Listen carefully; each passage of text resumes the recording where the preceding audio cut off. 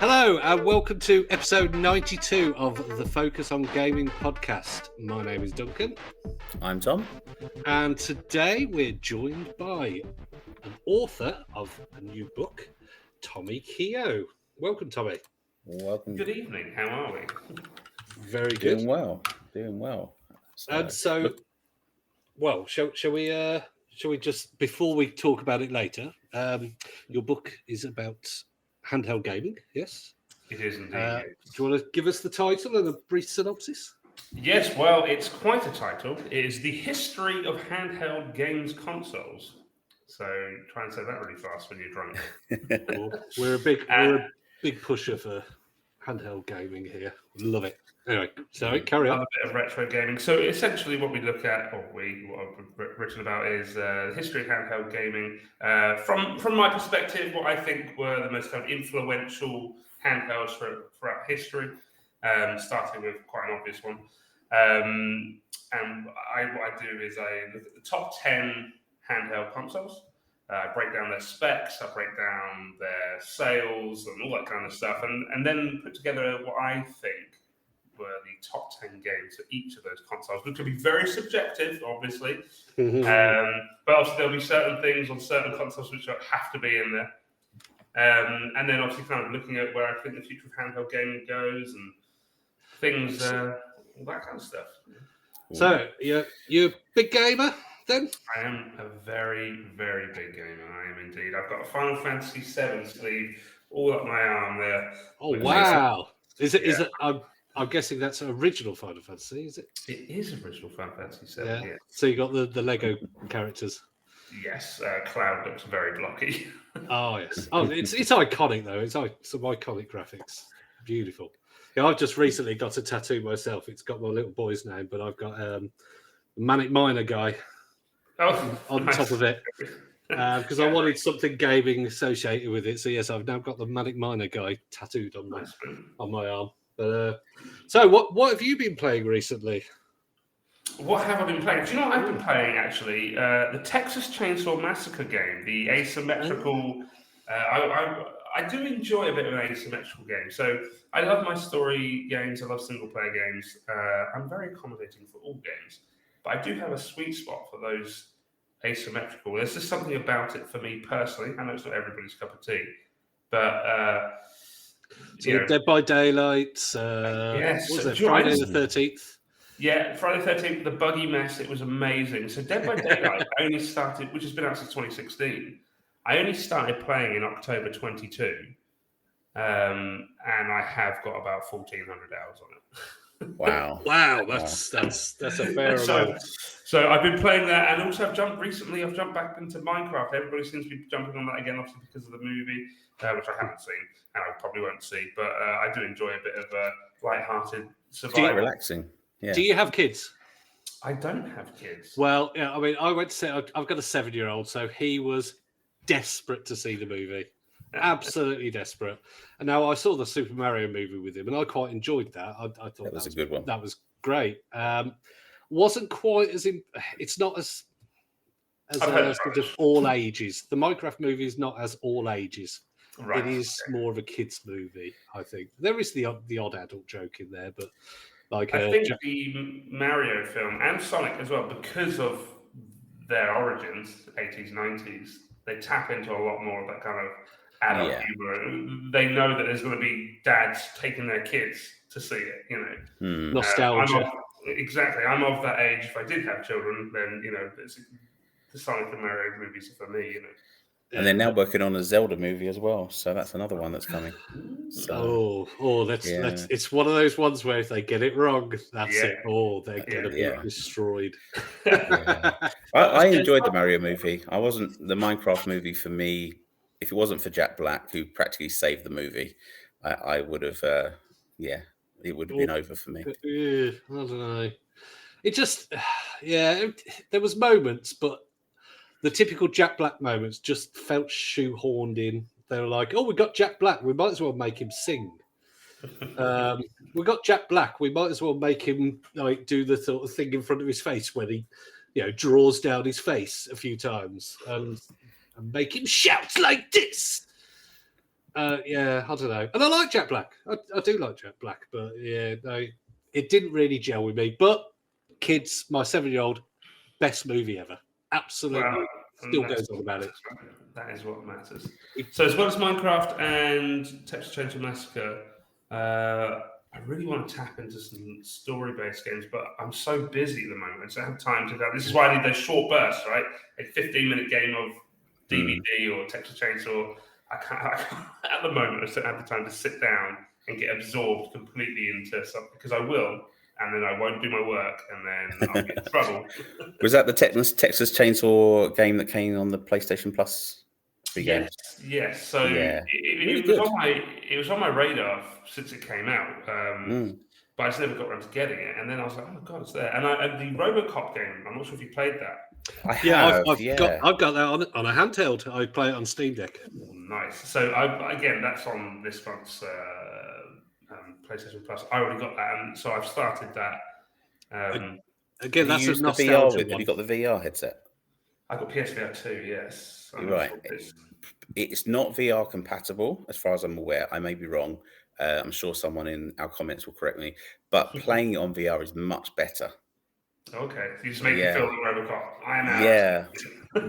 The only annoying thing is you couldn't mess about with the controls. So I felt the controls they're not where I wanted them to be, and I looked into whether you can edit the controls, and on the PlayStation you can't. You can. There's 2 set controls, but I think on Steam Deck you can.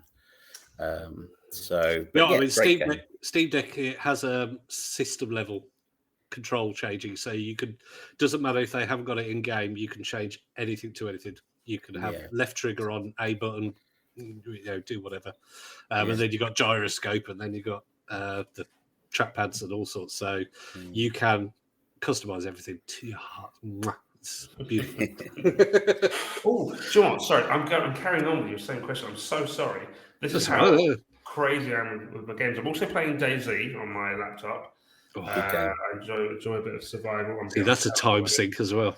This is what I mean, man. I'm meant to be working, but apparently not. It's research for books. That's what I was thinking. Yeah, that's the one. Definitely. Research. What else? There was something else. I was like, I need to tell them I'm playing that. But it's escaped me right now. But I play everything. And I've got my little emulator. I've got Steam Deck as well, but I've also got a small little emulator, the ones...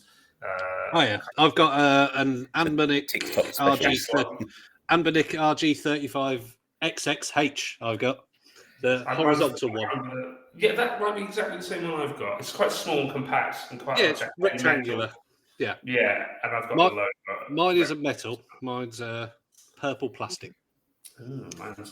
I was quite pleased because I bought it at launch, and so direct from Anbernic, and they of course come all the way from China, and 2 came.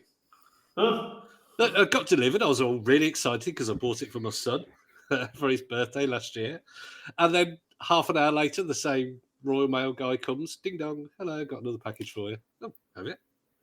Open it up. Second one. Right, all right. Wow. They sent 2, so I have one. You're an honest chap, you can tell. I tell you what, on Minecraft, more than it's worth to send it all the way back to China. Well, there is that, yeah. So. My son and I both play Minecraft together, and there is a survival pack where you're in a city and you have to avoid the zombies, collect the food, things like that. Nice. Very much like the PlayStation game you're playing. But it is fantastic, and we've spent about 6 years playing it. So, as you can imagine, we've built up quite a game. So, yeah. Well, my boy cannot comprehend that I've got worlds that are older than him in Minecraft. I'm like, oh yeah, did that when on the Xbox 360 when that first came out. I said, I've just transferred it up each level. I said, I haven't had an Xbox 360 since 2013. So, and he's like, but has it what? it blows his mind. But no, I love Minecraft. But but that's quite a lot that you've got on your hand. Working DayZ, Texas Chainsaw Massacre with 1400 out. No, the DVD with 1400. Dead by Daylight 1400. Oh, also Apex Legends. Oh God, so many. This is what it's like having an ADHD brain. It's fantastic.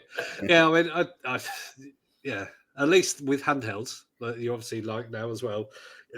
I love the fact that because I have kids and wife and everything, I can just sit in bed when they're all asleep, or you play on the toilet as well. I was about to say, just disappear for an hour. Yeah, that's the one. It's the new newspaper under the armpit, isn't it? That's it. What are you doing up there? Nothing, just completing Super Mario Land. So I'm intrigued because I'm a massive Game Boy original fan. Okay, that's one of my favorites next to the Super Nintendo and the Amstrad CPC. What are your top 3 games on the Game Boy original?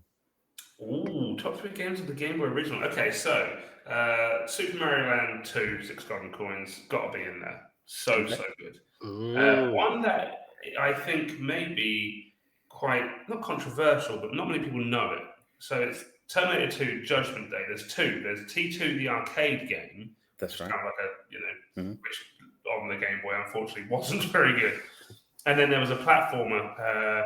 And I think the reason that's got such a special place in my heart was that was the game that I got with my Game Boy when I was about 8 or 9. So Game Boy came out in 89. I've just turned 40. So early mid 90s, I got a Game Boy, and that was with it. And I played that game so much that I was banned from playing my Game Boy before school because I wouldn't get ready. I'd wake up and I'd be like, I've got to play Terminator 2. Yeah. And I played it again recently, and you can complete it in about 15-20 minutes if you know exactly what you're doing. I was playing it Thursday. Wait, it's a great game. Great game. The hardest level is the one where obviously you're rewiring the Terminator. Yeah. Oh yes, it's the one with it's mini games as well as platforming, I want to say. Yeah, so it's platform. You start as Sarah Connor, and then there's a couple of levels of that, and you go into, you've got to rewire the Terminator's brain, and then you're John Connor and the T-800 on the bike, and then it's just pretty cool. It's great. So, but a third one, that's a good choice. No, not a good choice. A good question. What is a good choice? Do you know what? This isn't it, but it's just popped into my mind. I used to love Alfred Chicken. Oh my god, that's what I know. Alfred Chicken. Do you remember that? And I had Mortal Kombat 2 on the Game Boy, which again, not fantastic, but again, more nostalgia for me.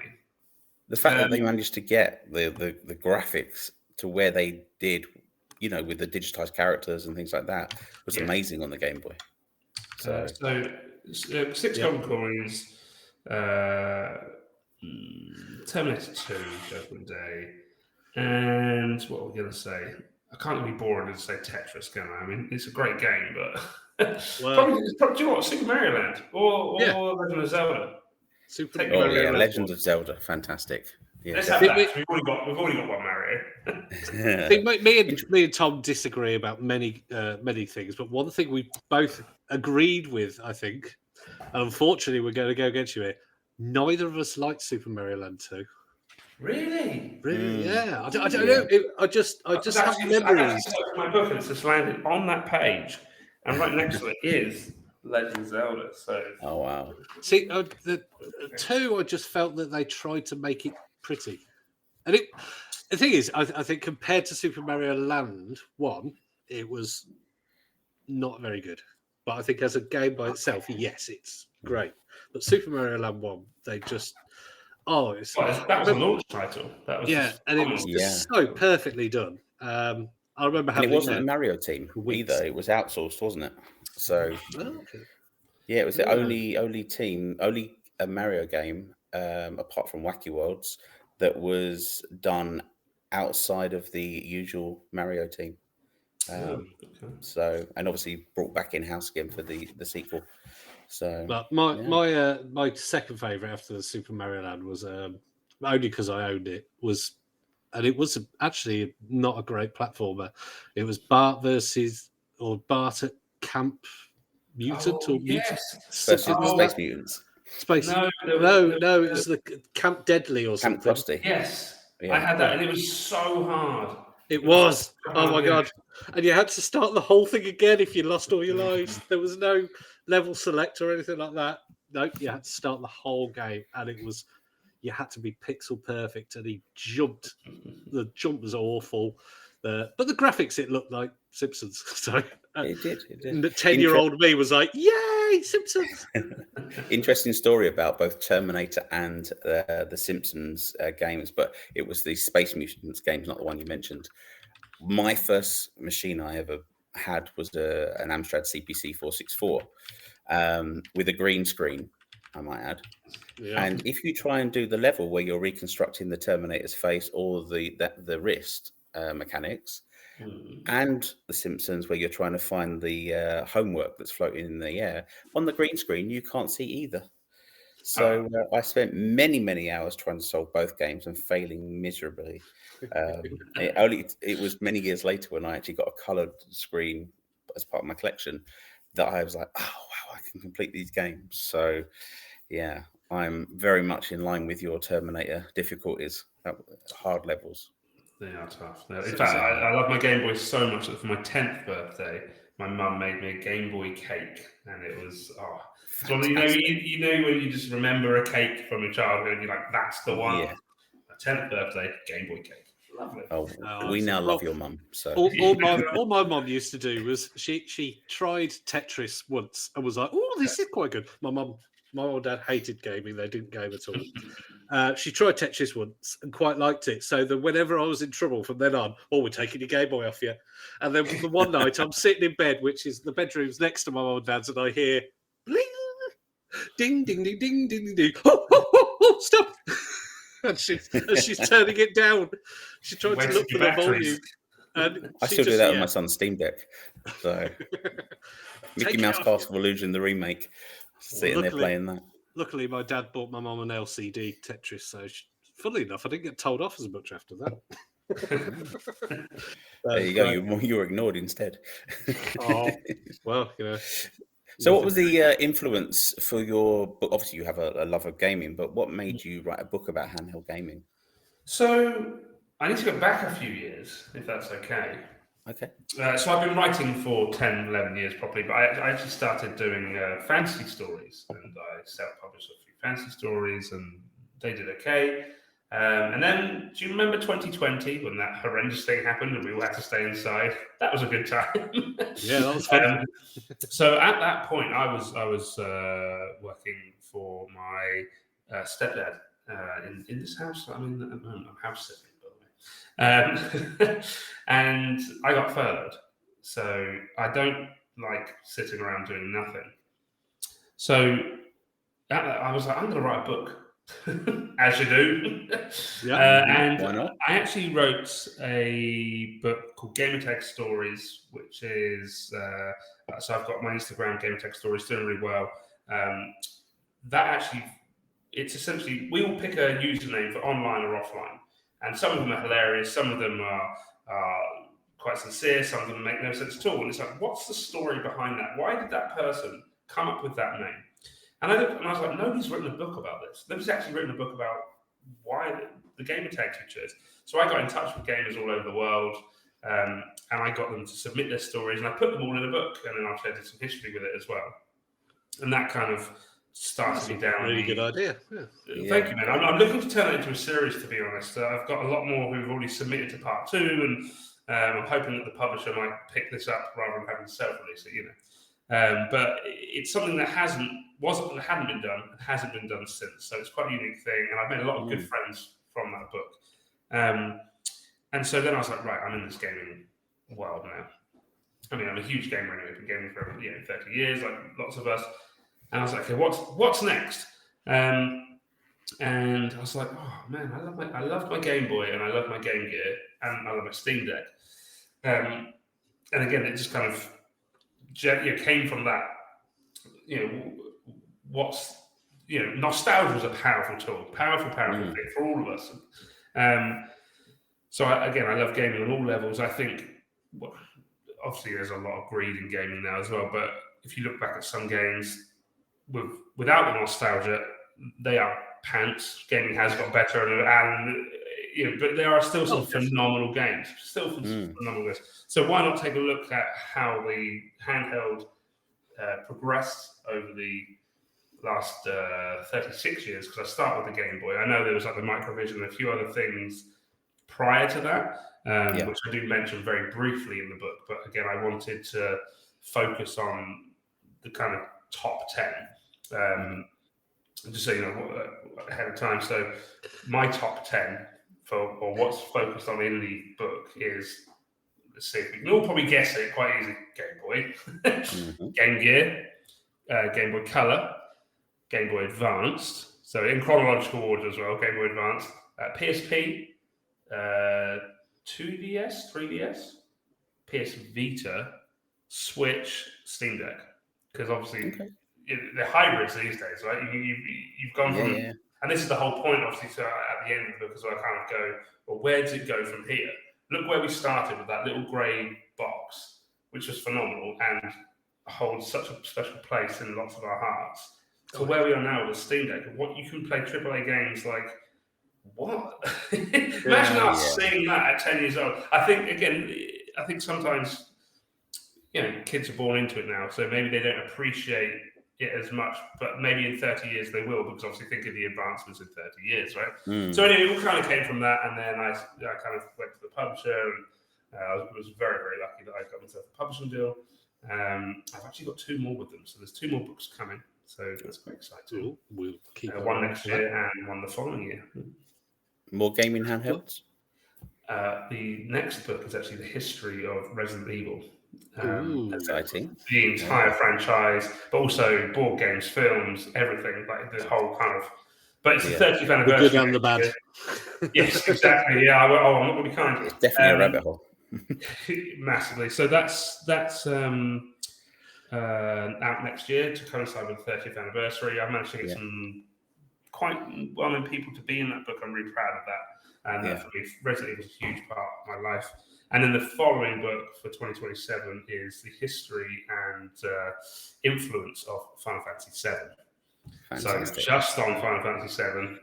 I hope that was good because it's all tattooed on my arm. So it was such a big part of my. I was 19 when it came out and living on my own in a shared house. And I remember just I had friends coming into my room in the shared house just to look at it and be like, "Oh wow!" because of the cutscenes and all that. And just the fact that going back to handhelds now, that I could play that on my phone. And it's just brilliant. This was such. But I still remember I played for about 75 hours. Bloody PlayStation 1. I had a third-party memory card. Oh dear. Yeah, 75 hours. Didn't work. Lesson learned. But it meant that the next time I was like, okay, did everything a lot easier, a lot quicker. So I got to about the same place in about 50 hours. And then eventually got the gold chocobo and all that. So, So in your Resident Evil book, I have to ask this. Did you mention the worst Resident Evil game? The game.com, tigergame.com version. But it's not out. It's not out till next year. Yeah, well, I haven't finished the book, to be honest. I haven't. Oh, there we go. So no, I'm not sure if I have mentioned that yet. Obviously, so I'm obviously doing all the spin-offs and doing all the kind of doing everything. But no, I have not, and I need to get some more info in. So that is possibly the rarest Resident Evil, but also the worst by far. So worse than Survivor. We had a retro. I say worse than Resident Evil Survivor. Oh yeah, definitely. Yeah, 100%. Yeah, it is dreadful. Well, go back to handhelds. We had a retro battle about 5 episodes ago, Tom, wasn't it? Yeah. Where we had all 3 of us on, and we all picked a handheld. It was the Atari Lynx, and we had to sell them to each other and the audience. I had the Atari Lynx. Nice. And then we had the Game Gear, which was Martin, and Tom had the Game Boy. Which do you think came last? Which do you think was given up on pretty quickly? I think the Lynx may have been. Yeah. I think a brief mention in my book. Unfortunately, it's not a star of the show.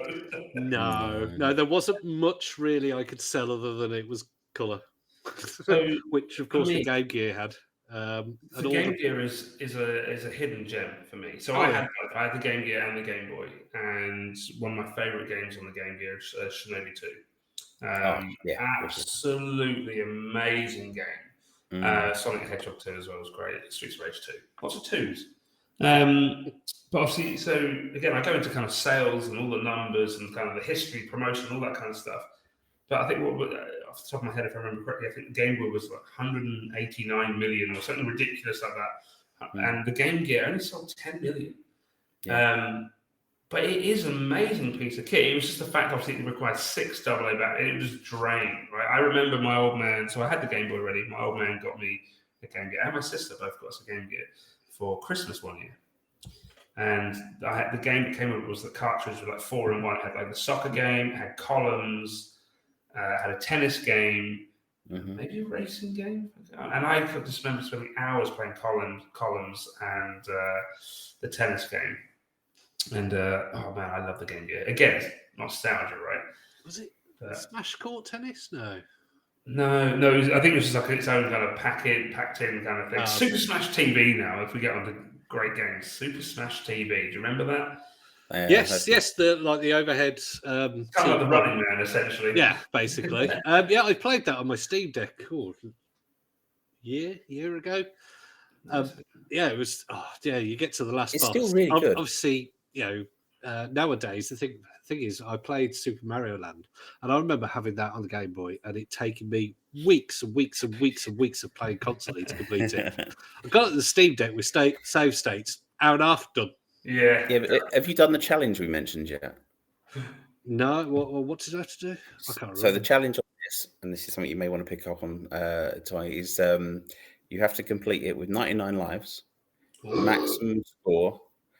On the power-up levels in between, you have to get 3 lives every single one, or you have to start back at the beginning. Wow. And you have to get every single coin and every power-up. See, what you'll get to know on the podcast, Tommy, is I am the easy level person nowadays. I love a good story, and I like to appreciate the story. And the From Software games, no thanks.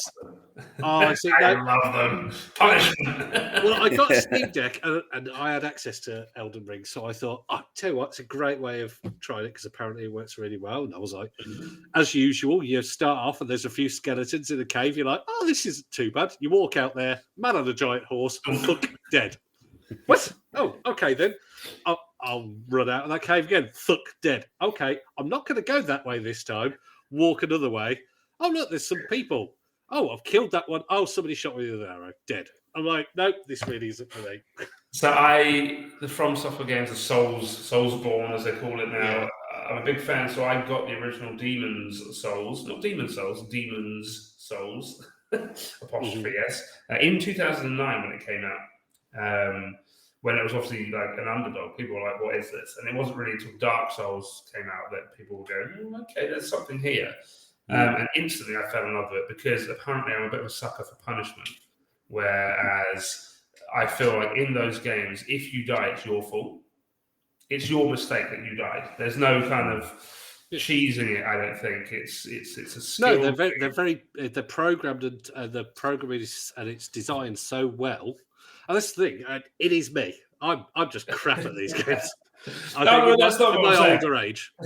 But I think obviously you got to have that time and dedication to be like, well, I hate losing. So I'm like, well, I'm going to now, if I know that I've messed up there, I'm going to do it again and I'm going to make sure I don't do that. And some people, they'll watch me play or certain games, they're like, how can you do this? But it just comes out like when I make music as well, right? And so when I'm editing and producing my music, I'll listen to the same bit of music over and over and over again, and I'm just tweaking it.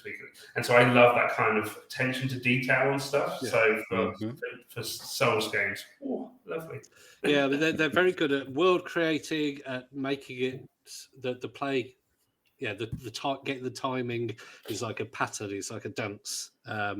It's just that I'm crap at it. I mean, go back 20 years, and I bet you if I was playing Elden Ring 20 years ago, I probably would have gone, okay, this is good kind of thing. But I mean, nowadays, I don't know if you've seen, there's a meme been going around for years now, and it just says, I wish every game had a dad or a parent mode. That every time if it's been more than 2 days since you played it, when this is how you play the game. This is where you're at. Here's the controls. Yeah, there's so many games like No Man's Sky. I'm desperate to play No Man's Sky like as it's meant to be, but I just can't because every time I go back to it, I'm like, I have no idea what I'm doing because I've had like 3 weeks when I haven't played it.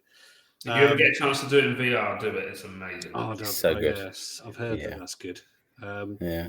But yes, I mean that even in the creative mode or sandbox mode, whatever they call it, I went back to it after a week of. I was like, what am I meant to be doing now? And I was stuck in a galaxy on creative mode. I'm like, okay, this is really embarrassing. And most of these complicated games nowadays, give me a story-based game like the Dark Anthology games or your Final Fantasies. But then they've made them all really complicated nowadays. Did you play Plague's Tale? Yes, I love that. They are good story-based games. Fantastic. The classic, 15, 20 hours, beautiful storytelling, beautiful music. That one was on my list for a while. I think it was on PlayStation Plus, and I was like, right, I'm finally going to do it. And I was like, I'm so glad I did this. I did the first one, haven't done the second one yet. Yeah, they're really bleak, but pretty at the same time. It's like, here's a load of death. But it's really pretty backdrop. So is there one handheld that you don't own that you would really love to own but never have? Okay, that's quite a good question. So I never actually owned a 3DS or a 2DS. Okay. So even though I've covered them in the book, done my research, obviously I played them, and obviously there's a lot of research going involved. And in fact, actually there's a 2DS on the cover. I never owned them, and so Nintendo, they are the gods of handhelds, right? They have this. They won, others have tried, but unfortunately, I never had one of them. So it would be nice to actually have a go on a proper, 2DS properly. I think. Yeah, the XL was brilliant, and they did the Super Nintendo special of the 3DS XL, and that was brilliant because the screen was so big you could make the most of the 3D on it. That was really good. But I always wanted to own a Sega Nomad. That was one I always wanted. Yes, yeah, nice. Yeah. But I was going to say, technically, the idea I think of a portable Mega Drive was good, but the actual thing wasn't particularly great, though, was it? It's the back. It gets a quick mention in the book. A very quick mention, like a sentence. But do you know what I think? Sorry. Go for it. I was going to say about, obviously you're saying which ones to own, but I was going to go on to about underrated ones. Yeah. So one that I think is underrated and isn't that old, only 2012, you're not going to say now probably. Vita? It's the PS Vita. It's the Vita. So I started playing my Vita again this year, about a month ago. I plugged it in, I charged it up, I was like, oh, I forgot I had the charging lead for this. Plugged it in, found it all, went off to the touchscreen and work, touchpad. And it was so ahead of its time. And I just wish Sony tend to do this thing where they'll just kind of, people say they kind of stop supporting the VR and all that stuff. But the Vita was such a powerhouse at the time. Yeah. And still kind of is. Yeah, I mean, I got mine out and charged it, and how can I put it? I have access to a lot of games now. Ah, okay. So no, mine still has just access to the ones on the store. Yeah. So he legally hacked the crap out of it. What he's trying to say. Yeah. So, but I owned. What did I own? I owned FIFA, but Little Big Planet. I mean, it was at the time when you could only get Little Big Planet on the PS3, and to have it on the handheld, and you had all this community built levels. I still remember there was a Final Fantasy one, and it was the whole story in a 10-minute level of Final Fantasy VII on Little Big Planet. So Uncharted Golden Abyss. Yes, that was so that good. as well. Yeah. I mean, I love Nathan Drake. He's a suave, kind of cocky character. I would like to think I am, but I'm probably not. But again, that's at the time as well. You're like, oh my god, I'm getting PS3 graphics on a handheld. What's going on? obviously look at it now, okay, it's a bit dated, but the technology and stuff in it, I was playing it the other day and I was like, this could still be a hit now. If they just tweak this, okay, they put the PlayStation Portal come out, which I haven't got.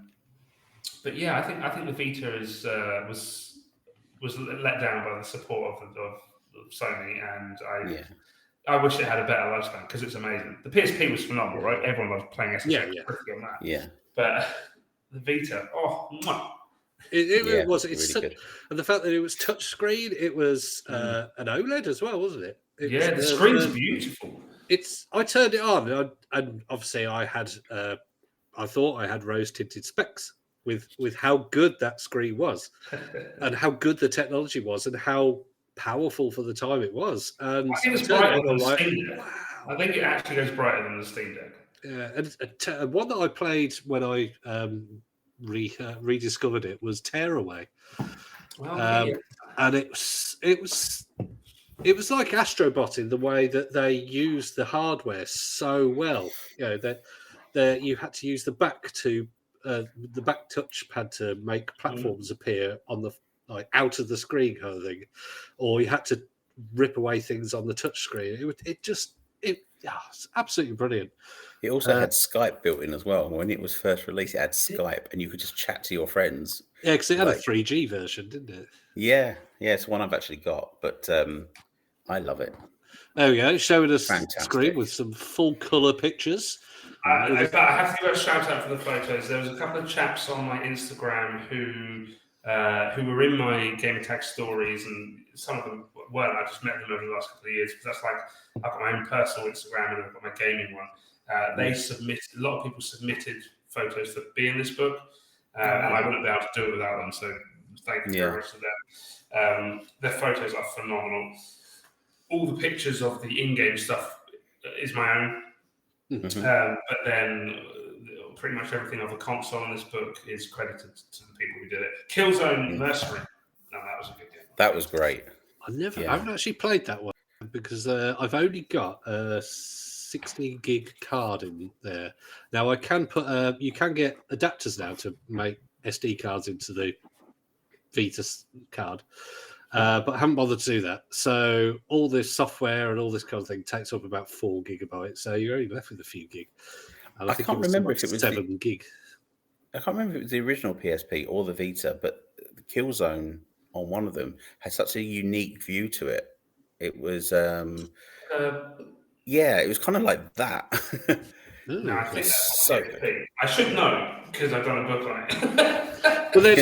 but then for all the good ones, there was also the Call of Duty declassified of the world. There was a really good zombie game on. But it had things that I played Octodad on it, and it was probably the best way of playing it I found of all the versions because I played that on PC, Xbox, and something else. Can't remember. So I played like 3 or 4 different versions, and it was easily the easiest to control. I loved it. The original PSP had a zombie game on it where you could infect. I think it was called Infected, and you would get infected, and then your virus would travel around the globe on this map, and then you could heal yourself and become a person again. But if you didn't heal yourself, you went from being a person to a zombie, and then you would go around, and it had this massive multiplayer game of 300-400 people, and it was really, really, ahead of its time. On the original PSP? That was on the original PSP, yeah. Fantastic game. I know on the Vita, people are still playing Helldivers 1 because I opened that up and there was like about 20 games all going on. People were still playing on it. So obviously that is a problem that you get with some of the older ones that are connected to the internet is that a lot of games are, no, you can't play that online. And luckily, I think Vita was back in the day when they were still playable online. So hopefully, when we are going to get, I suppose we could talk about that as well, the future of handhelds. Where hopefully we won't get ones that are purely digital, then we don't get to play our games in 10 years' time. Because it's great going back. I mean, I love it. But we talk about handhelds a lot on this podcast because we basically think they're the future. In some way or form, because we got the Switch 2 coming out. Did anyone pre-order one? I haven't pre-ordered one, but I played it. I went to the experience. I went to the experience in London. Nice. I didn't actually get tickets. Martin did. Martin, who lives across the country, he got tickets, and yet me and Tom, who both live near London, didn't. And luckily for me, Martin couldn't go, and I could.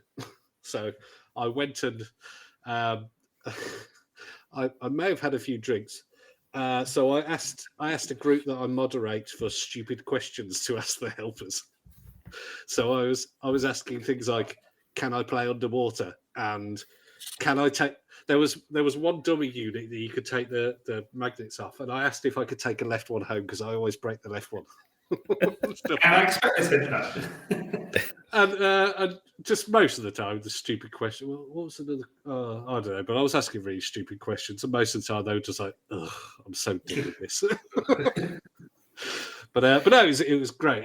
So we got Switch 2, and we've got an Xbox, an Asus handheld that's coming out that's going to be Xbox branded, Right. and then maybe in a couple of years an actual Microsoft Xbox handheld. Where do you think the future of handhelds is going? Well, or what do you hope? There'll definitely be a Steam Deck 2. That will happen inevitably. It's going to be inevitable. The how popular the Steam Deck has been, and obviously, on the Linux system as well, and how it's supported. The OS is amazing. That's still got life in it. And so for me, oh yes, I think it's still such a powerhouse. It's one of the oldest in this kind of generation handhelds. But it's still the top dog, right? It's Steam. You're not going to get any better than Steam. Yeah. So I do think, like you were saying, unfortunately, I think the future holds good things and bad things. I think it will go all digital, as many of them are going now. It's just the world we live in. It's cost. It's all that kind of stuff. I prefer. I don't mind digital games and downloads and stuff because people can back them up. Exactly. It's just obviously you got things like The Crew that has shut down and now you can't play it. So that's always a pain. I think there might be more integration of kind of, and they tried this on the Vita as well, but like augmented reality as well as virtual reality. So do you remember on the Vita you could do you could the fighter game? Yeah, and there's like a dinosaur or something. You could kind of a truck or something. But I think the integration, especially with I think there might be a hybrid crossover, like you've got the Ray-Ban Meta glasses and the Oculus, but all this stuff, you might have a handheld and glasses, and maybe you have to do stuff in the real world, which would be crazy. Imagine Pokemon Go, where you're wearing the glasses and you can actually feel like you're there and see them, but then you're doing something with the handheld. The great thing about it is, I think, if we went back 25 years ago, which doesn't seem that long, 2000 does not seem that long ago, does it? It's showing our age, everybody. And we said, where do you think handheld gaming will be in 25 years? We wouldn't think of how good they are now. We wouldn't be able to. I don't think I'd even be able to comprehend what we have now back then. But obviously now we have it. You can kind of go, okay, so where are we going to go? More virtual reality based things. Almost imagine some kind of hologram. Yeah, I mean, where it comes out and you can. If you right now, myself and you are both wearing glasses here, and you're just sitting, in a meeting or you're walking along the street or something, and you're like, do you know what? I fancy playing Cyberpunk, and you could just walk along the street and have Cyberpunk playing while you can still see it. You're walking along, or you're sitting in a meeting. Obviously, there'll be some people that probably watch. It's like. You're in a meeting with Dave. You're like, Dave, what are you doing? He's putting his hand somewhere. And you're like, no, Dave, you're in a meeting. But equally, I used to actually on Google Glass. God, you didn't use. I used to I used to play. Do you remember Star Trek Next Generation with the game that they used to play? Like the chess on different layers. Yeah, they had that on Google Glass, and you could sit there and play it. And many a lunch break wasted. But it starting point of smart glasses, really, wasn't So it? I have, in fact, last week I got myself a pair of Ray-Ban Metas. So cool. which I was running around the woods today with filming and talking to the AI and all that. And there's a leak happened that they're actually releasing a new, so they've been out for a while, a year and a half, maybe not as long in England. This will get back to gaming, but they're releasing a second model, which are going to be maybe about £1,000 more than the ones they currently have, because they're going to have a built-in screen in the lens, in the right lens, which will show you, again, augmented reality will show you your directions of where you're going, or if you need to, or and remember that Minority Report where you could pinch and do all the stuff. I think the new Apple Vision Pro, goggles, they do it now already. I'm not a massive Apple fan, unfortunately, so I don't know much about it. Neither are we. Neither are we, don't worry. Perfect. But I think that will get integrated into gaming massively. Again, and handheld may move from you're not actually having a handheld. It's on your face. It's a pair of glasses. And then you're just using your hands. That will be the new handheld. The next model of the Meta glasses, codename is Hypernova. And apparently around about September, October time. But like you said, $1,000. Basic. I think they were about 1,400. Really? They had a thing, didn't they, where they showed the puck off that you'd have in your pocket, didn't they? Oh, with the Neuralink wristbands. Yeah, with the Neuralink. That's due this year as well, apparently. I need to sell a lot of books to buy all this technology, by the way, guys. I'll get myself a sugar mama. I need one of these. I know, it's just a problem. There's so much. I remember my Steam Deck, I used Microsoft Rewards because they actually give you you could get Amazon credit, which I used Amazon credit to buy Steam credit to put on my account, and in the end I got £110 off it. Oh, wow.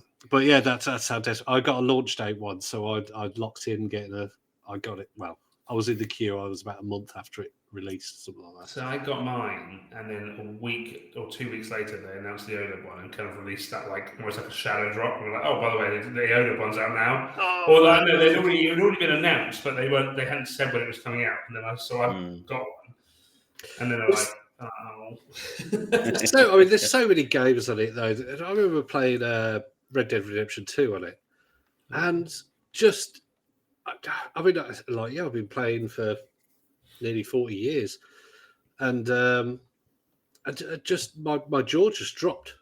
This is in my hands, and I'm looking at this beautiful vista with like horse testicles and stuff, and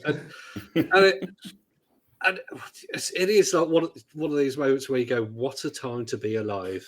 Exactly. Do you know what though? So for me, for my Steam Deck, this is where it's kind of weird. Obviously, you can play all that stuff, Cyberpunk or Red Dead Redemption. But I was playing Vampire Survivors and Potato and Dave the Diver. I was using it for an emulation. I think I've bigged up Emu Deck so many times. But I wasn't really using it to play those type of games because I knew it would drain the battery incredibly quick. And then I was like, well, I can just go I've got an MSI gaming laptop or I've got my PS5, and I'm like, well, I'll just play the Powerhouse games. I mean, it's still fantastic and amazing. You could play it on that. But for me personally, I was I'm going to play Potato. Totally the same. I'm totally the same. I don't think I've uninstalled Vampire Survivors since I've had it, the Steam Deck. And my favourite thing at the moment actually is to just stream from my Xbox because the battery will last about 8 hours because it's basically a video. It's video. My son only plays Ark, Survival, and Minecraft. That's all he plays on his Steam Deck. It's so wasted. So I just steal it now. I just steal it. That's it. And I've installed stuff on it. So he hates me for it. Going back to the book, I think I'm intrigued about your writing and your ideas. And I think I'm looking forward to maybe having you back to talk about your new books as they come out. But and Duncan, maybe you can answer this as well. So for me, I think there's a lot of missing books about gaming that haven't been done yet. For instance, I would love to see a book on the micro scene of the 80s in the UK, interviewing like the distributors, the the developers, the bedroom developers, all those people that were running game stores back then that are just sitting there with all this knowledge. We spoke to Gary Bracey, who said, the stuff I know and cannot share. And there's no book on it. Well, exactly. I offered to write it for him. He refused. Yeah, I think for me, that would be a book that's missing. But it was a lot more rock and roll back then, though, wasn't it? It was Ferraris and many other things. But what's one book, if you could write your own dream book, if there was no limit to what you could do? I'm going to guess it's Final Fantasy VII. I'm gaming, you mean? Yeah. Do you know what? And I know I don't want to sound cocksure or like I've done it. I think it's Game Attack Stories. So the thing for me, so it started just quickly again on that side. I wrote the book during furlough in 2020. Really quickly, I was like, once I start kind of doing something, I'm on it. I came up with the idea of it in September 2019. I was playing Apex Legends, which I still play to this day. Not as much, but that people give battle royales a bad name. But I've got a good crew. I've made some good friends, and the thing I really like about online gaming is, even though obviously the core concept is the same, because you're playing other humans, it's never the same. You don't know what's going to happen. Since Counter-Strike 1.6, that's always been really fantastic in my brain. So I do enjoy that. Anyway, I saw somebody's username, and I was like, it just made me laugh, like actually out loud, and it stopped me in my tracks. And I was like, oh my God, what were they thinking? What is the story behind that username?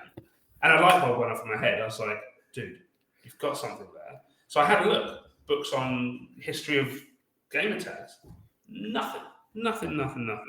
And so I'm really, really proud of that book. And what I essentially want to do is that's Game Attack Stories. And I've even called it Game Attack Stories Level 1, because the whole concept was I'm going to do a Level 2. And I was going to, hopefully, if that got traction, then other people will be like, hey, I want to be a Level 2. And you can kind of, and then I was like, I can turn this into a series. I can do a Game Attack Stories about esports teams. How did all of they come up with their names? And I could do famous people who game. How did they come up with their name?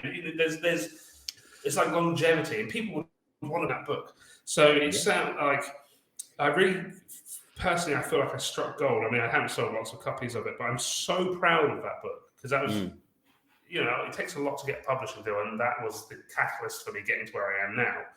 Yeah. But I wish wish more people knew about it, because I still can't see anything.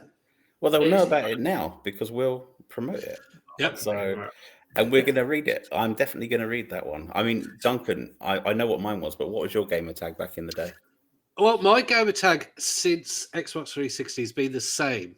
Now, I bought it with a friend of mine, and his surname was Francis, and mine is Nash. So we were Nashers because we shared the cost.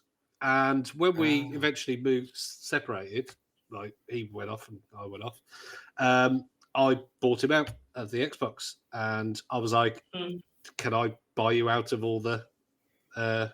Because I bought the DLC for things and he hadn't. So I was like, "Can I keep the username?" And I mean, it gives you memories, doesn't it? Well, as long as you haven't got something, 15-year-olds, you just want to smack them around the face and go, pick something that's not stupid or rude. So this is the great thing about the book. When I first originally did it, I was like, anybody can be in it. It doesn't matter what your gamer tag is. So there's one that's really heartfelt. This guy, he almost died essentially. This doctor. His name was like I think his username is like Hades 616 or something like that. So there's a thing about death and Hades and all that stuff. And he almost did die, and he was in hospital. And his doctor said, "Look, when you're better, I'll buy you a PlayStation 3." And he thought nothing of it. He thought the guy was just kind of like helping him to get better. And then he got better, and the guy bought him a PlayStation 3, and they kind of had this community, they had this relationship, and he used that name because that's something they used to talk about. And I was like, that's so that's the reason I wrote this book. That's such a nice thing. And amazing. Then one of my favorite ones in the book is one line long. His name is B Game a Lot. And I was like, okay. That's so cool. And my name's Brian, and I game a lot. That's it. That's the whole entry in his book. I love it. He game a lot. Brian game a lot. And I was like, all right, cool. And so you get these ones like pages and drop the mic. Yeah. You get all kinds of stuff, man. So really proud of that. Tom, my one back in the day was Kingdom Master, because I used to play a lot of Battle for Middle Earth, the Lord of the Rings game, and I love that game. Oh, I still play it now. Me and a friend play it, and we play for hours. Was the first one or second one? Well, both, but mostly it's the second now. Okay. Yeah, so we still play to this day for hours on end. And yeah, mine was Kingdom Master. I don't know what his was.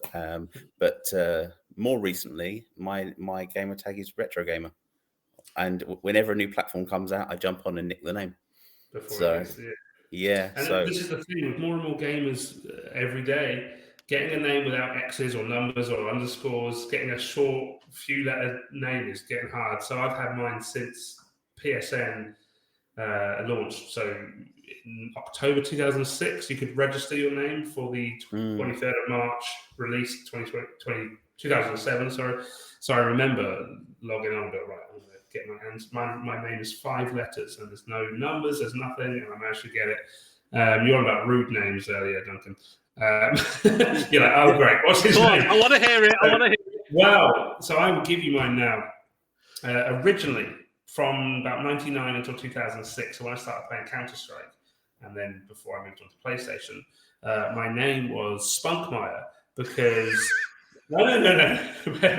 Because I had a love for... we can leave it there. Right, that's the end of the podcast. I had a love for Spunkmeyer muffins, delicious muffins, and one of my favourite films, in fact, my favourite film, level with another film, is Aliens, and there's a character in that called Spunkmeyer, very bit part, tiny character, that is one of the pilots. And I was just like, Spunkmeyer muffins, my favourite film. I was like, cool, wicked, So I used that for 7 years. Came around to 2006, needed to have something else. I was like, kind of spunk in my name. And I was like, what's something similar, gives the same understanding, but calls back to my original name. So my name now, and has been for nearly 20 years, is Spuff, Spuff. That's it. My name is Spuff. And so for me, I don't see that as a word. Some people were like, what's Spuff? And then you're like, but I don't, that doesn't even cross my mind now. For me, if I see Spuff, it's just my gamer tag. So when there's a new platform, do you race on there to try to grab that before somebody else does?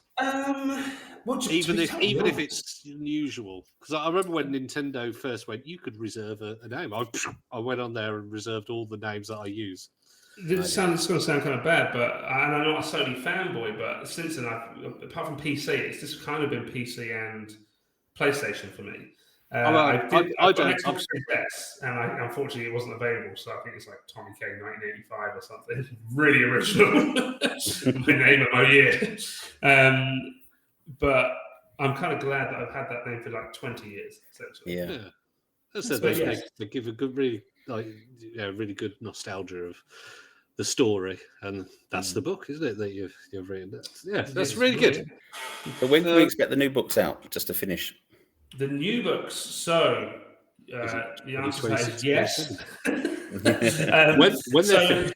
Yeah, so the plan is that Resident Evil, the history of Resident Evil, which I'm really excited for. So that's the one for me. That's I love the history of handheld games. Don't get me wrong. I'm very, very happy and proud of that book.